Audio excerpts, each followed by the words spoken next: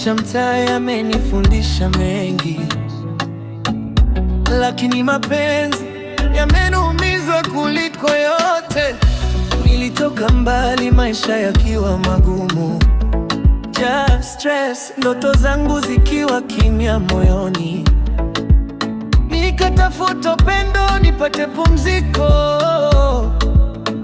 lakini nikapata mtu aliyenitumia kama tiketi. Alinipenda kwa maneno, si kwa matendo.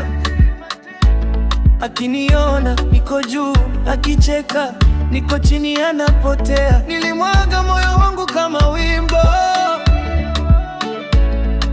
akausikiliza kisha kaubadili kuwa biashara. Nilipoanguka kuwepo kunishika, nikabaki na maumivu na maswali ya kimya. Nilipitia mapenzi ya uongo, yakanyacha na majeraha moyoni, lakini leo napenda kwa amani, kwa sababu nimepata penzi la dhati. Nilikaa kimya kakijenga upya, nikajifunza kupenda bila kujipoteza. Nikajua moyo unatamani, hauziwi kwa ahadi wala pesa. Kisha ukaja taratibu bila makelele, hukuniahidi mengi ila ulionesha kweli.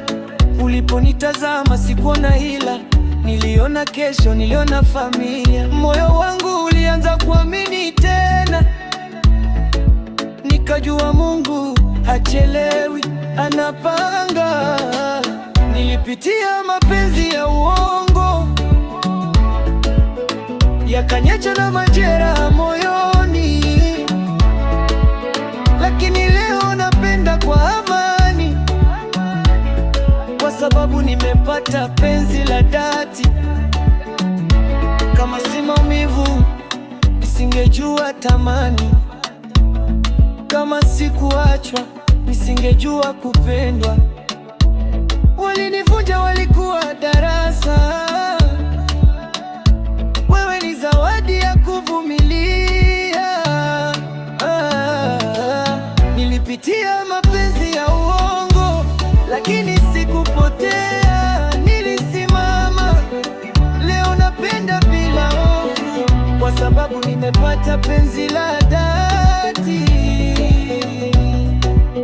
Kwa wote waliumizwa, lakini bado wanaamini penzi la kweli lipo, linakuja taratibu.